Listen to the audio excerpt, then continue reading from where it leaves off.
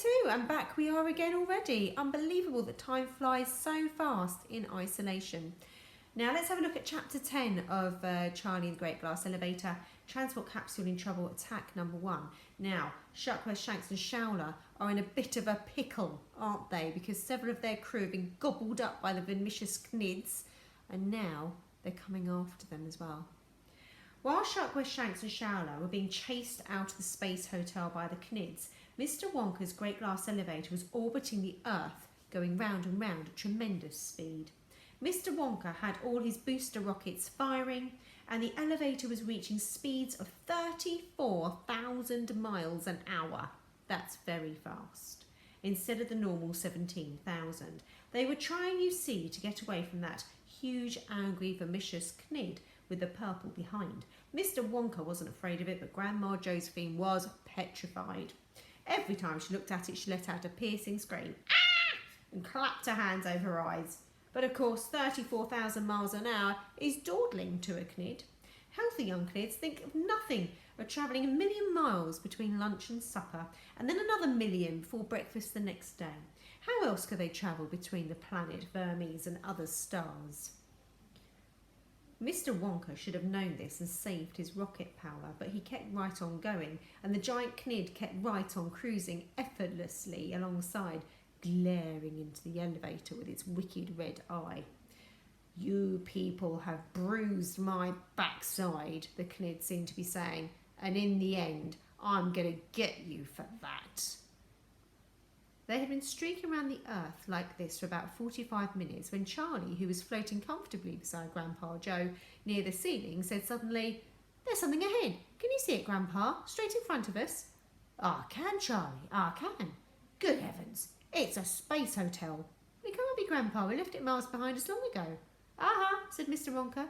"We've been going so fast we've gone all the way around the Earth and caught up with it again. A splendid effort."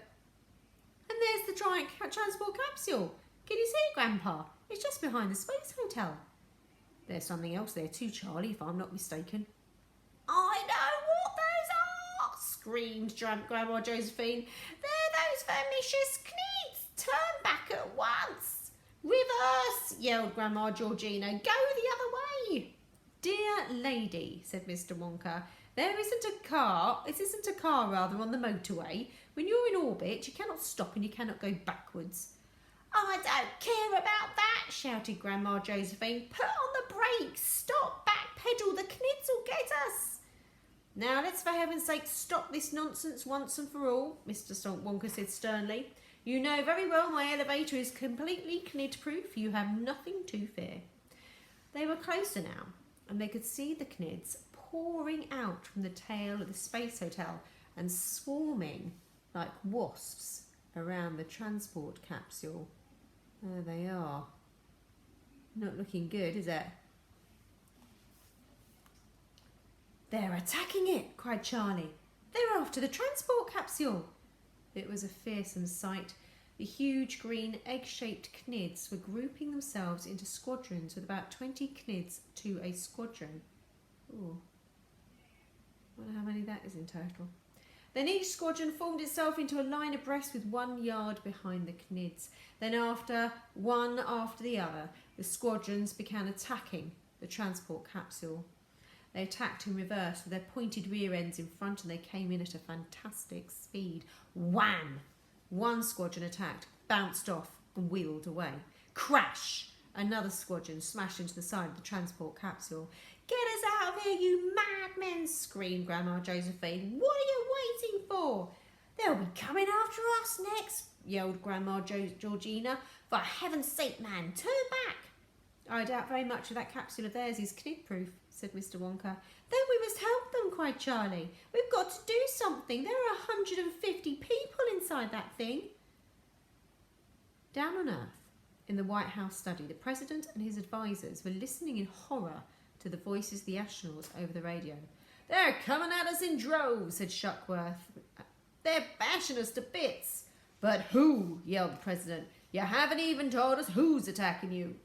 "Those dirty, great, greenish-brown brutes with red eyes," shouted Shanks, busting in. "They're shaped like enormous eggs, and they're coming at us backwards." "Backwards?" said the President. "Why backwards?" Because their bottoms are even more pointy than their tops, yelled Shuckworth. Look out, here comes another lot. Bang! We won't be able to stand this much longer, Mr. President. The waitresses are screaming, and the chambermaids are all hysterical, and the bellboys are being sick, and the hall porters are saying their prayers. So what shall we do, Mr. President, sir? What on earth shall we do? Fire rockets, you idiot, and make a re-entry, shouted the President, and come back to Earth immediately. That's impossible, cried Showler. They busted our rockets. They smashed them to smithereens. We're cooked, Mr. President, shouted Shanks. We're done for, because even if they don't succeed in destroying the capsule, we'll have to stay up here in orbit for the rest of our lives. We can't make re-entry without rockets. The President was sweating, and the sweat ran all the way down the back of his neck and inside his collar. At any moment now, Mr. President, Miss Shanks went on, we're going to lose contact with you altogether. There's another lot coming in at us from the left, and they're aiming straight for our radio aerial. Here they come. I don't think we'll be able to... The voice cut. The radio went dead. Shanks, cried the President. Where are you, Shanks? Shuckworth, Shanks, Showler, Shalworth, Shucks, Shankworth, Shuckler, why don't you answer me? Up in the great glass elevator where they had no radio and could hear nothing of these conversations, Charlie was saying, surely the only hope is to make a re-entry and dive back to Earth quickly. Yes, said Mr. Wonka, but in order to re-enter the Earth's atmosphere, they've got to kick-start themselves out of orbit. They've got to change course and head downwards and do what they need. In order to do that, they need rockets, but their rocket tubes are all dented and bent. You can see that from here. They're crippled. Well, why can't we tow them down? Charlie asked. Mr. Wonka jumped. Even though he was floating, he somehow jumped. He was so excited that he shot upwards and hit his head on the ceiling. Then he spun round 3 times in the air and cried, Charlie, you've got it. That's it. We'll tow them out of orbit. To the buttons, quick. Well, what do we tow them with? Asked Grandpa Joe. Our neckties.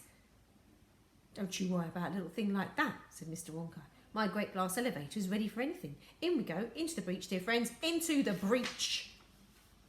Stop him, cried Grandma Josephina. You be quiet, Josie, said Grandpa Joe.